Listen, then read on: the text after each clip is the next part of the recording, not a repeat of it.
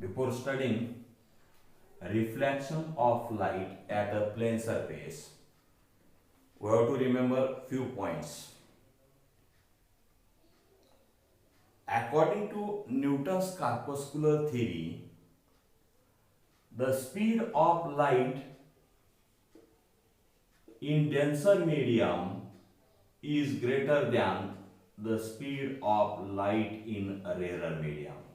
म्हणजे Newton's कॉर्पस्क्युलर theory speed of light in denser medium is greater than speed of light in rarer medium.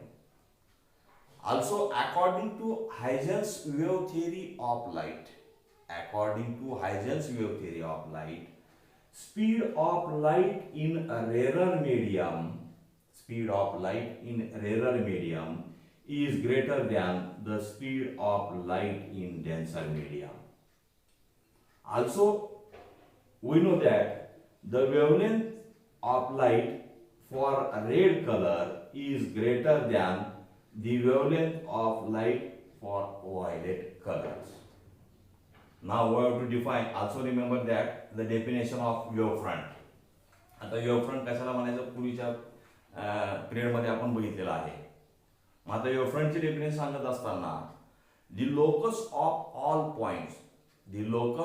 all point having same phase on a wave surface at a given instant of time is called wavefront. परत एक वेळा definition.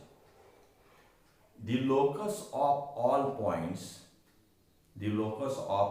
point having same phase on a wave surface at a given instant of time is called wavefront. मग आता wave surface कशाला म्हणायचं? समजा एक transverse nature आहे लाईटचं.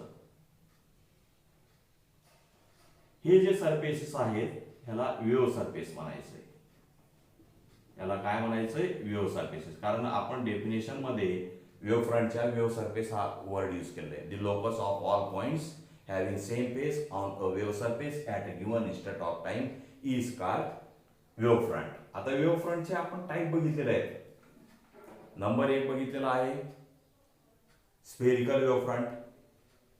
नंबर 2 बघितलेला आहे प्लेन वेव्हफ्रंट आणि नंबर 3 बघितलेला आहे सिलेंड्रिकल वेव्हफ्रंट. आता स्फेरिकल वेव्हफ्रंट मध्ये सोर्स हा फायनाइट डिस्टन्स वर आहे आणि प्लेन वेव्हफ्रंट मध्ये सोर्स हा इन्फानाइट डिस्टन्स वर आहे. आता परत आपला हायजेन्सचा प्रिन्सिपल लक्षात ठेवणं या ठिकाणी गरजेचं आहे. हायजेन्सचं स्टेटमेंट काय आहे? हायजेन्स प्रिन्सिपल काय आहे? तर त्याचं स्टेटमेंट परत रिवाइज करू आपण. Every point on a वेव्हफ्रंट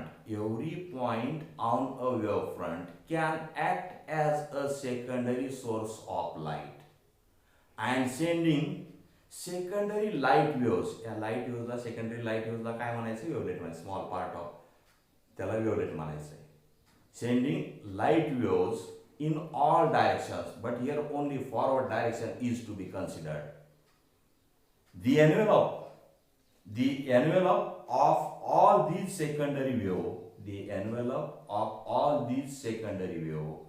at any later instant gives the new wavefront at that instant. परत एक बड़ा statement.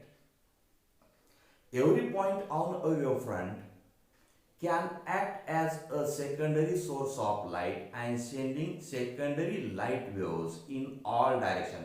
Secondary light waves ला आपला small part ला wavelet म्हणायचे. The envelope of all these secondary wave at any later instant gives the new wavefront at that instant. Now we have to study the reflection of light at a plane surface. आता पहिल्यांदा reflection म्हणजे काय याचं आपल्याला definition बघायचं आहे. When a ray of light approaches on the plane surface such as mirror. When a ray of light approaches on a plane surface, then the light ray bounces back is called reflections. परत एक वेळा बघा definition.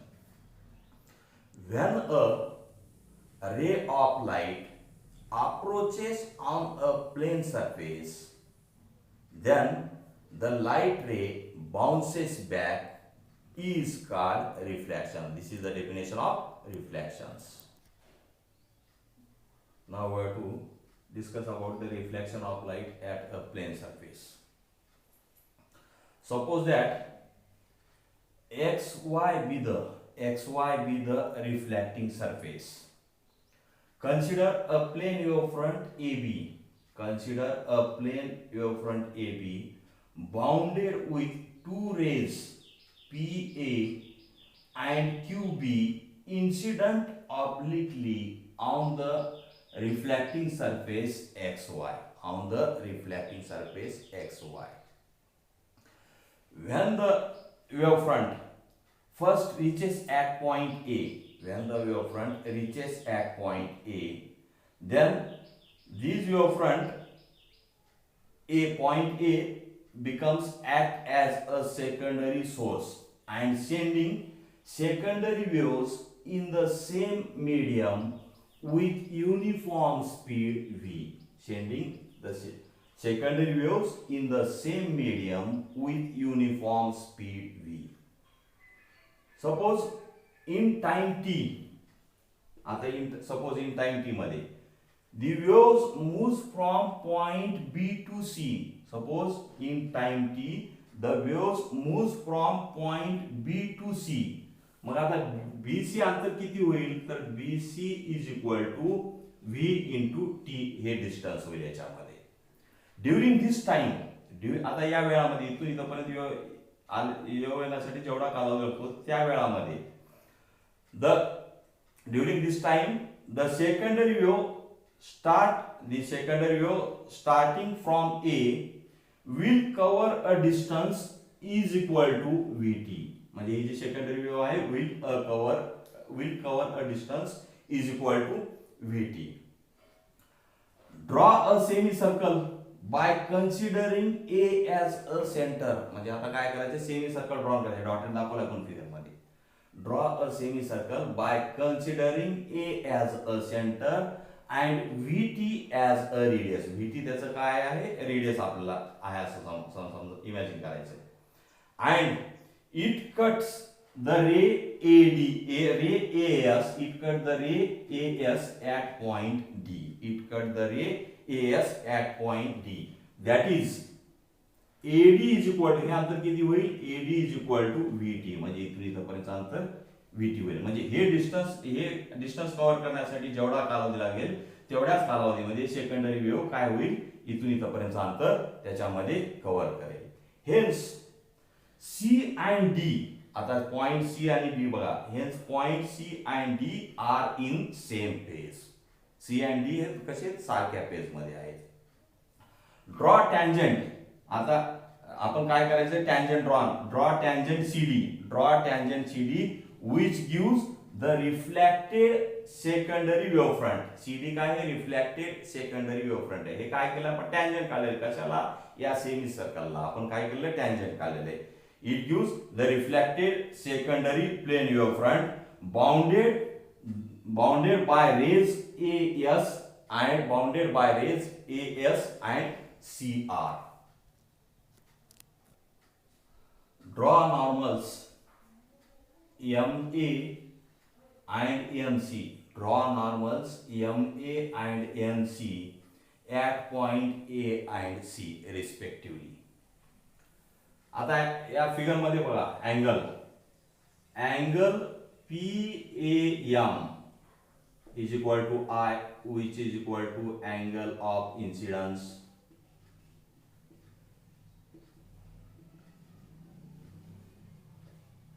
and angle MAD is equal to R, which is equal to angle of reflections,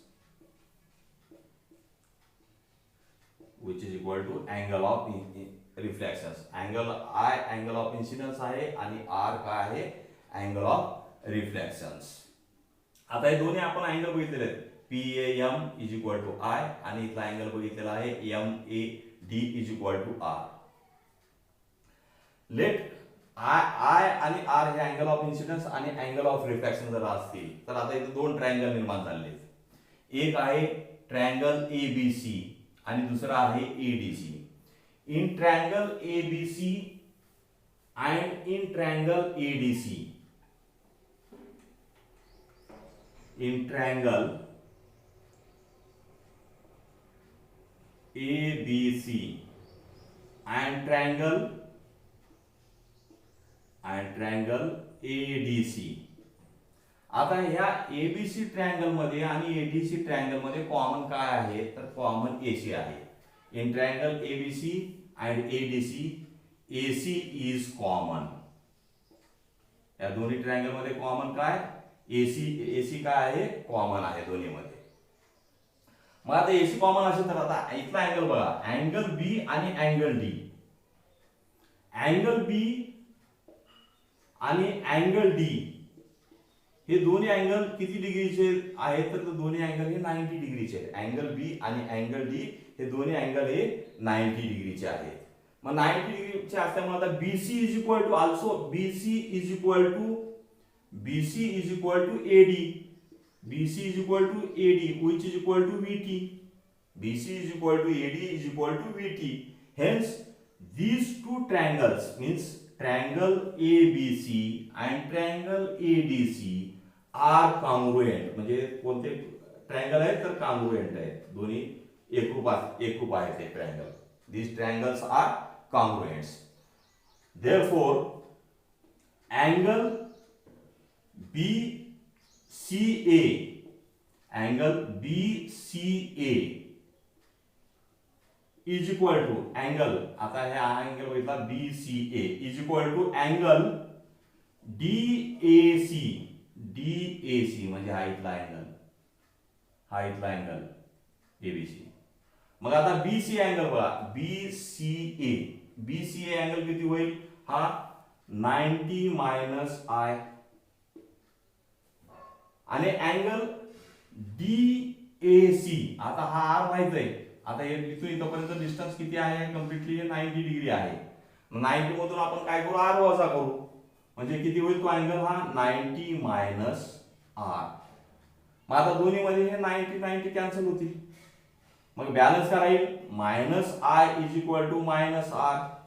परत आता minus sine cancel होईल म्हणजे angle of incidence is equal to angle of reflection, that is I is equal to R. मग याला आपण या पद्धतीने लिहू शकतो, angle of incidence is equal to angle of reflections. परत बघा ह्याचं explanation. In triangle ABC and in triangle ADC, AC is common. या दोन्ही मध्ये कॉमन काय AC कॉमन आहे. आता अँगल B आणि अँगल D हे दोन्ही अँगल हे 90 डिग्रीचे आहेत. मग आता distance BC is equal to AD, distance BC is equal to AD is equal to किती आहे VT आहे. म्हणून हे दोन्ही triangle ABC and triangle ADC are congruent. Further, angle BCA is equal to angle DAC. हे दोन्ही angle कसे सारखे आहेत. मग आता अँगल BCA इथला कोण कितीचा होईल तर इथला कोण होईल हा 90 मायनस आय. आणि परत अँगल DAC म्हणजे इथला अँगल किती होईल तर हा 90 मधून आर सबट्रॅक्ट करायचा म्हणजे हा 90 मायनस आर होईल. म्हणून 90 कॅन्सल होतील, मायनस साइन कॅन्सल होईल दोन्ही साइडचं म्हणजे I is equal to R. That is angle of incidence is equal to angle of reflection. Now we will discuss about the laws of reflections.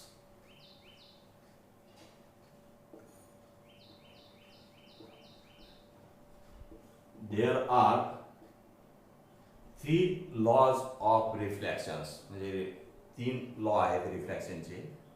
तर ते तिन्ही लॉ पैकी पहिला law, the angle of incidence, angle of incidence is equal to angle of reflections, that is I is equal to R. हा पहिला law आहे.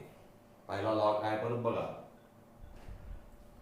The angle of incidence is equal to angle of reflections, that is I equal to R.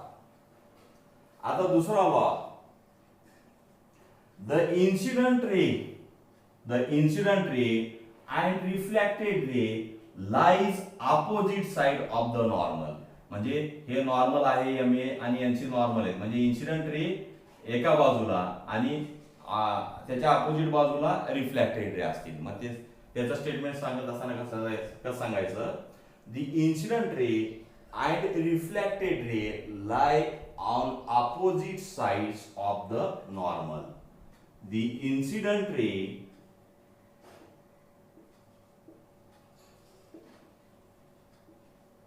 and reflected ray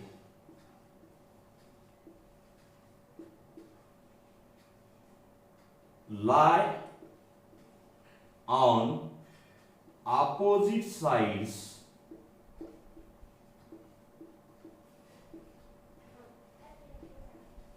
of the normal. आता normal कुठं आहे figure मध्ये, MA आणि NC हे काय नॉर्मल काढलेले आहेत. कुठून पॉइंट ए आणि सी मधून. नंबर तिसरा लॉ आहे इन्सिडेंट रे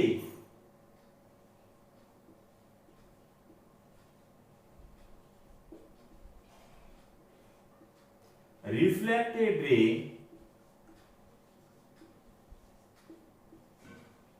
आता हे incident ray reflected ray, incident ray, reflected ray and normal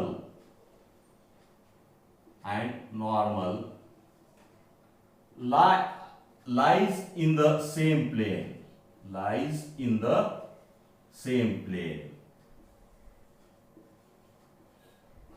हे तिन्ही कसे एकाच प्रतलात आहेत. Incident ray, reflected ray and normal lies in the same plane. परत बघा, पहिला लॉ काय आहे, angle of incidence is equal to angle of reflections, म्हणजे I is equal to R. आता दुसरा लॉ आहे द इन्सिडेंट रे, हे इन्सिडेंट रे आणि रिफ्लेक्टेड रे, हे रिफ्लेक्टेड रे AS आणि CR हे reflected ray lie on opposite sides of the normal. म्हणजे या नॉर्मलच्या MA आणि MA च्या डाव्या बाजूला इन्सिडेंट आहे, उजव्या बाजूला हे रिफ्लेक्टेड आहे. आता तिसरा law, the incident ray, reflected ray and normal lie in the same plane.